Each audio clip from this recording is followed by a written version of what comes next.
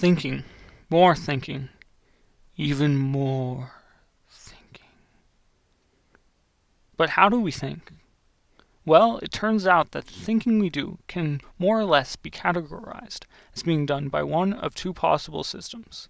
Some psychologists have quite cleverly named these two different systems that we use to think, System 1 and System 2. System 1 handles intuitive and automatic thought, our snap judgments, and is constantly at work, evaluating our current situation. It is completely unconscious and requires essentially no effort. A situation that requires insight rather than analytical thought is an example of a task handled by System 1. System 2, in contrast, handles our slow, analytical thought, the thought that happens in our consciousness.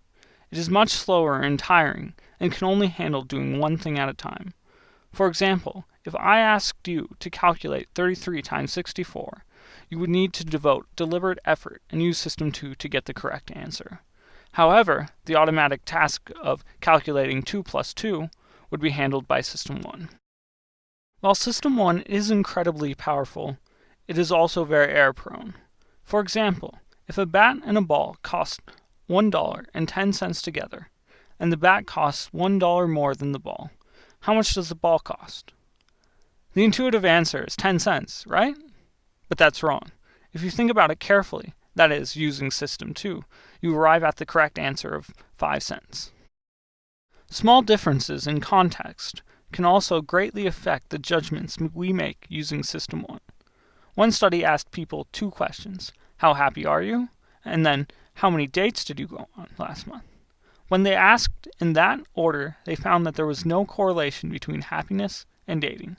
However, when they asked the same questions in reverse order, they found that there was a correlation, thus showing that subtle little differences, in this case being reminded of your dating life, can affect our intuitive judgments.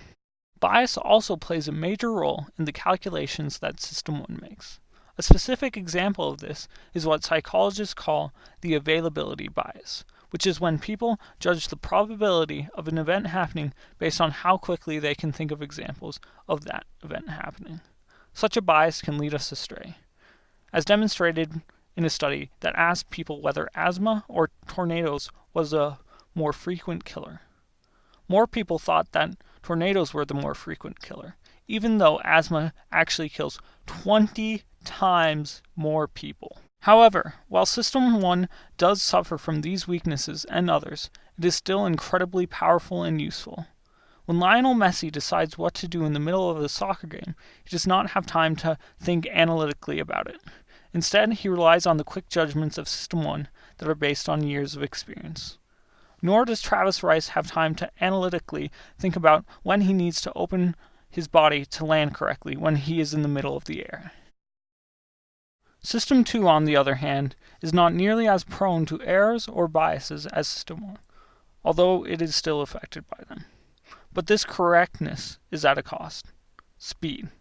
If System 1 were Usain Bolt, then System 2 would be this guy. Moreover, whereas System 1 is automatic and effortless, System 2 requires deliberate effort and energy. As a result, you can only use System 2 for so long without burning out. Still though, System 2 in many ways is the boss of the two systems. You can either choose to accept intuitive judgments of System 1 or discard them and conduct its own analysis of the situation, thus giving it control. In the end, you cannot say that one of these systems is better than the other. The systems are really complements to each other, working as a team to provide both quick, less accurate processing when speed is needed, as well as more correct but slower processing when accuracy is paramount.